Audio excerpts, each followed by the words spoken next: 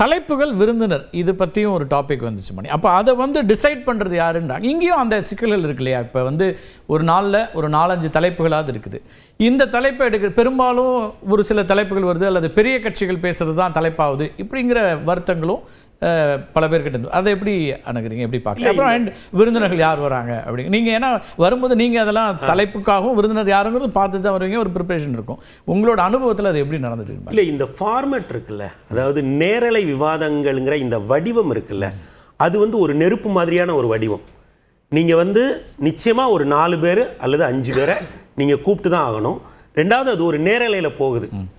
ஒரு நெறியாளரோ இல்லை நிகழ்ச்சி தயாரிப்பாளரோ நினைச்சா கூட ஒரு பெரிய கருத்தாக்கத்தை நேரலை விவாதங்களின் வழியாக வந்து நீங்கள் உருவாக்கவே முடியாது. நீங்கள் வந்து 5 பேரையும் ஒரே கருத்து சொல்கிறவங்களை கூப்பிட முடியுமா? முடியாது. ஏதோ ஒரு விதத்தில் மாற்று கருத்து சொல்கிற ஒரு ஆளை கூப்பிட்டு தான் ஆகணும். அப்புறம் எல்லாருக்குமே ஒரு அந்த எண்ணிக்கையில் ஒரு இம்பேலன்ஸ் இருக்கு அப்படிங்கிறது வந்து இல்லை அது என்னன்னா, நீங்கள் நான் அதை முடிச்சிடுறேன். இப்போ நீங்க யாரை வேணா கூப்பிடுங்க, ஆனா நேரத்தை நீங்க அப்படியே கொடுத்துட்டே இருக்க முடியுமா? மொத்தம் ஒரு நமக்கு இப்போ ஒரு 50-52 நிமிஷம் நம்ம கையில இருக்கு, அல்லது 48 நிமிஷம் கையில இருக்கு, 65 நிமிஷம் கையில இருக்கு அப்படின்னா நீங்க ஒருத்தருக்கு ஒரு 12 நிமிஷம் கொடுக்கலாம், அவ்வளவுதான். இன்னொருத்தருக்கு வேணா ஒரு 8 நிமிஷம் கொடுக்கலாம். ஆனா அதெல்லாம் நேரலையில போகுது. அப்போ இந்த நேரலைக்கு போகிற போதே இதை கட்டணும்னு நினைக்கிறாங்கல்ல, இதை வடிவமைக்கணும்னு நினைக்கிறாங்கல்ல, இதை கட்டுப்படுத்தணும்னு நினைக்கிறாங்கல்ல, அவங்க கையை விட்டு போயிருது. ஆனா இந்த கருத்தாக்கங்கள்லாம் எப்ப நடந்தது தெரியுமா? அச்சு ஊடகத்துல நடந்தது.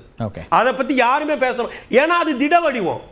நீங்க எந்த செய்திக்கு 1வது பக்கத்துல எந்த செய்தி வரணும், 3வது பக்கத்துல எந்த செய்தி வரணும், எது பெரிய 8 கால செய்தியா வரணும், எது வந்து சிறு செய்தியா வரணும். அண்ணாதுரையும் பேசினார், பாராளுமன்றத்தில் அண்ணாதுரையும் பேசினார் அப்படின்னு ஆங்கில இதழில் வந்த ஒரு செய்தியை பார்த்துட்டு அண்ணா சொன்னாரு, நாளைக்கு போடுறா தமிழ்நாட்டில் 17,000 கூட்டத்தை அப்படின்னாரு. அப்ப அவங்க என்ன சொன்னாங்க? அது பேசியே வளர்ந்த இயக்கம்னாங்க. ஏன் அது பேசிச்சு? நீ அச்சு ஊடகத்துல இடம் தரல, தேவை இருந்துச்சு, அவன் அங்க போய் பேசினான். இப்ப நம்ம பேசுறோம், பேச வந்த உடனே என்ன சொல்றாங்க? இது நெறி, நீ வந்து உணர்ச்சி வயப்படுத, நீ வந்து ஒரு சைடா பேசுற, நீ வந்து கருத்தாக்கத்தை உருவாக்குற. எப்ப அவ்வளவு லைவ்டா, லைவ்ல எப்படி பேச முடியும்? எல்லாத்தையும் மக்கள் பாக்குறாங்க, எல்லாத்தையும் மக்கள் பாக்குறாங்க. நான் ஒரு சார்பா பேசுறேன்னு வைங்க, என் வீட்டுல என்ன மதிப்பாங்களா? எங்க அப்பா என்கிட்ட கேட்க மாட்டாரா, என்னப்பா இப்படி போய் பேசிட்டு வர? எனக்குன்னு ஒரு முகம் இருக்குல்ல.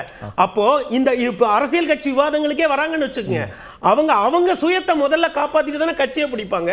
அப்ப என்னன்னா, இந்த நேரலை விவாதங்கள் அப்படிங்கிறது இருக்குல்ல, இதுதான் இதுவரை இருந்த செய்தி ஃபார்மேட் இருக்குல்ல, அதுல வந்து பெரிய அளவுல அரசியல் படுத்துது. இப்ப அந்தோணியன் இருக்காங்க, அந்தோணியன் ஒருத்தரை நினைச்சாங்க அப்படின்னா ஒரு நம்மளை வந்து ஒரு 10 நிமிஷம் 15 நிமிஷம் பேச விடுவாங்க ஒரு நியானால. அப்படி நம்ம கிட்ட இருந்து அப்படி ஒரு 1.5 நிமிஷத்துக்கு ஒண்ணு அப்படி வெட்டி அப்படி தூக்கி எறிவாங்க. நீங்க ஞாயிற்றுக்கிழமை நியானா வெளியில தூக்கி எறிய மாட்டாங்க, இல்ல நிமிஷம் தான் ஆணையர், அதான் ஆணையர்ல தூக்கி போடுவாங்க. ஏன்னா அவ்வளவு செதுக்குனாதான் அந்த நிகழ்ச்சி. அதான் நான் சொல்றேன், அந்த அப்படி அந்த ஒரு அந்தோணியன் அப்படி அந்த சேர்ல உட்கார வச்சு அந்த நிகழ்ச்சி ஆணையர்ல போதில்ல, நீங்க அந்த ஞாயிற்றுக்கிழமை உங்களுக்கு ஒரு கதாநாயகத்தன்மை கிடைக்கும். அப்படி தமிழ்நாட்டில் எங்கெங்கே இருந்து அந்தோணியன் ஆட்களை கண்டுபிடிச்சிருக்காங்க. ஆனால் நேரலையில நீங்க அப்படி ஒரு ஹீரோவை உருவாக்கவே முடியாது. ஏன் உருவாக்க முடியாதுன்னா இதனுடைய தன்மை. அப்புறம் நான் இங்க பேசியவர்களோடு நான் மாறுபடுறேன். என்னன்னா, ஆங்கில ஊடகங்களோட விவாதங்கள்ல எவ்வளவு பெரிய பர்சனாலிட்டிஸ் வந்து உட்கார்றாங்க. சுப்ரீம் கோர்ட்ல பெரிய லாயர், நீங்க அவரை ரீச் பண்ணவே முடியாது, வந்து கருத்து சொல்றாரு. மிகப்பெரிய பாராளுமன்றவாதிகள், முன்னாள் பிரதமர்கள் வந்து உட்கார்ந்து பேசுறாங்க, அமைச்சர்கள் வந்து பேசுறாங்க. நீங்க என்ன விஷயம்னா, நம்ம விவாதங்கள் செழுமைப்படுத்தப்பட்டிருக்கு அல்லது மேம்படுத்தப்பட்டிருக்குன்னு வேணா சொல்லுங்க. ஆனால் இதே ஹிந்தி, இன்றைக்கு இருக்கக்கூடிய இதே ஹிந்தி பால் மக்களை இந்த ஊடகங்கள் தான் செழுமைப்படுத்துச்சு. இதே ஆங்கில ஊடகங்கள், நீங்க காங்கிரசுக்கு ஒரு இடத்தை கொடுக்காம ஒரு விவாதத்தை இன்னைக்கு ஆங்கிலத்தை கட்டிட முடியுமா? சமாஜ்வாடி கட்சியில இருங்க, நான் வரேன். சமாஜ்வாடி கட்சி ஒரு நேரத்துல ஒரு வேலை பண்ணுச்சு. என்ன பண்ணுச்சு தெரியுங்களா? ஆங்கில ஊடகங்களுக்கு டெல்லியில ஜேஎன்யூல படித்த மாணவர்களை தூக்கி அனுப்பிச்சு.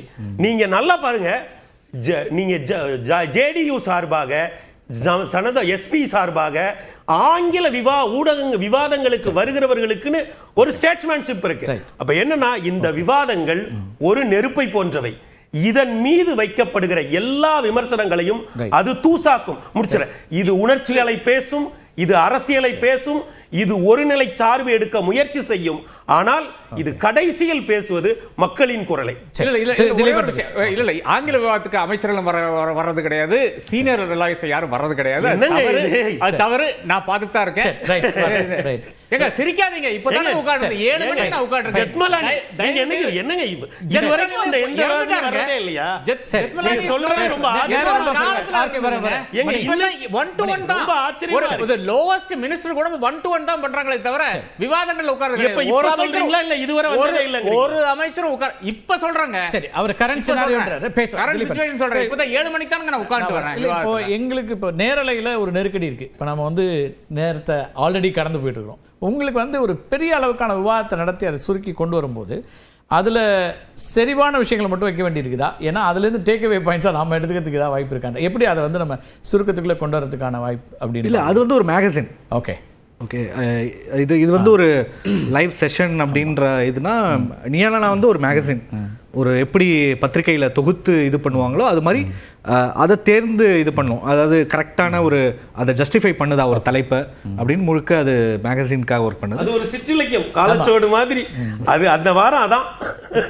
ஆனால் அது அவ்வளோ சுருங்கின பார்வையாளர் இல்லை, சிற்றிலக்கிய இதழ்கள் மாதிரி இல்லை. அது வந்து ஒரு பெருவெளிக்கு போய் சேருது, இதை விட இன்னும் கூடுதலான ஆடியன்ஸ்க்கு போய் சேர ஒரு இடம் இருக்குது. இது இப்போ நீங்கள் இந்த செய்தி தொலைக்காட்சிகளை பார்க்குறீங்களா? இந்த இப்போ நீங்கள் ஒரு விவாத தலைப்பு ஒன்று எடுப்பீங்க, இந்த வாரத்துக்கு இதை எடுத்துகிட்டு போகணும் அப்படின்னு. அப்போ இங்கிருந்து இருக்கக்கூடிய செய்திகள்லேருந்து உங்களுக்கு கிடைக்குதா அல்லது செய்திகளுடைய செறிவு குறையுதா? அதை எப்படி பார்க்குறீங்க? இப்போ இல்லை, சில ஒரு காலத்தில் இப்போ செய்தி பற்றின கேள்வியே இன்னொன்று இருக்குது, அது தனியாக விவாதிக்கணும். அதாவது நியூஸ் பார்க்கணும், டிவி பாருன்னு சொன்ன காலம் இன்னைக்கு குறைஞ்சிக்கிட்டே இருக்குது. எனக்கு உள்ள இருக்கக்கூடிய சுய விமர்சனங்களில் இன்ஃபர்மேஷன் தெரிஞ்சுக்கிறதுங்கிறதுக்கான இடம் ரொம்ப குறைஞ்சிக்கிட்டே இருக்குதா? என்டர்டெயின்மெண்ட்டாக எல்லாம் மாறுதான்ற கேள்விகள்லாம் இருக்குது. பட் நீங்கள் உங்களுக்கு இது எப்படி பார்க்குறீங்க ஒரு வெளியிலேருந்து பார்க்க? இல்லை, ஒரு இப்போ சில தலைப்புகள்லாம் எடுத்தால் அதுலேயே ஒரு நீங்கள் 4 பேசியிருப்பீங்க. ஃபார் நீட்டில் நீங்கள் எடுத்து அதுக்கு முன்னாடியே ஒரு 4 தலைப்புகள் வந்திருக்கும். ஈவன் ஜல்லிக்கட்டில் அதே மாதிரி நடந்துச்சு. ஸோ முன்னாடி எங்களுக்கு ரெஃபரன்ஸ் அது மாதிரி ஒரு 4 தலைப்புகள் பார்ப்போம். ஈவன் கெஸ்ட் நிறைய இங்கேருந்து சூஸ் பண்ணுறோம். எப்படி அங்கேருந்து வராங்களோ அதே மாதிரி இங்கேருந்து நிறைய கெஸ்ட்டை பார்க்குறோம். யார் நல்லா பேசுகிறா, யார் உறக்க பேசுகிறாங்க அப்படின்ற மாதிரியான விஷயங்கள் இங்கேருந்து ரொம்ப அதிகமாகவும் கவனிக்கிறோம். ஓகே, இப்போ அந்த தாக்கம் இருக்கா? ஒரு விவாதம் என்ன தாக்கத்தை உண்டாக்குது? கீழே போகும்போது ஃபீல்டில் உங்களுக்கு என்ன ரியாக்ஷன் வருது? இணை விவாதம், நீங்கள் வந்து செய்தி சேனல் எதுவும் இல்லை, ஒரு விவாதம் என்ன தாக்கத்தை உண்டாக்குதுன்னு பார்க்குறீங்க? இல்லை, மக்கள்கிட்ட நாங்கள் சும்மா ஆடிஷன் இது மாதிரிலாம் போகும்போது ஒரு ரியலாகவே பார்ட்டிசிபேட் பண்ணுறாங்க. இன்னொன்று இவங்க போலரைஸ் சொன்னாங்களே, உண்மையாகவே ஏதோ ஒரு இடத்துல வந்து இருக்காங்க. இப்போ அரசியல் தலைப்புகள்லாம் எடுத்தோன்னா ஒரு இங்கேயோ வலதோ ஆர் இடதோ அப்படி இருக்க, இது முன்ன விட இப்போ கொஞ்சம் அதிகமாக தான் இருக்குது. நேரில் போய்ப்போம், எந்த தலைப்பாக இருந்தாலும் அதே மாதிரி ஒரு தலைப்புக்குள்ளே ஒரு வலது என்ன முடிவு எடுக்கும், இடது என்ன முடிவு எடுக்கும் அப்படின்ற ஒரு ஜட்ஜ்மெண்ட்டும் பார்க்குற ஆடியன்ஸ்க்கே இப்போ இருக்குது நிறைய. அந்த தெளிவு இப்போ தெருநாய்கள் பற்றி இப்போ ஒரு ஷோ இப்போ இந்த வாரம் வரப்போகுது. ஓகே, இதில் நீயானால. ஸோ அதில் வந்து உண்மையாக வடது என்ன எடுக்கும் அவங்களுக்கே குழப்பம் இருக்கு. ஓகே, ஒரு சமூக சிக்கல். ஆனா அதுலயும் வந்து ஐடியாலஜி படி தான் அதை அணுகுறாங்க. நான் ரைட், ஆமா இல்ல ரைட்ல அதுல பெட்ஸோட இதை பார்க்கறது அப்படின்னு அது ஒரு பார்வை இருக்கு. அது என்னன்னா அகைன் அது வந்து வர்க்க இதுவா இருக்கலாம். அது ஒரு நீண்ட விவாதம். அது நல்லாவும் செய்யுது. ஏன்னா சில நேரம் வெறும் என்னோட பர்சனல் லைஃப் மட்டுமே எடுத்து பண்ணாம ஐடியாலஜிக்கலா உண்மையா என்ன ஆகுது, இது வெறும் என் லைஃபை மட்டுமே வச்சு நான் சொல்ல முடியுமா இது அப்படின்ற மாதிரியான ஒரு இடத்துலயும் வந்து நிக்குது. பட் எனி டாபிக் அவங்க வந்து இடதா வலதா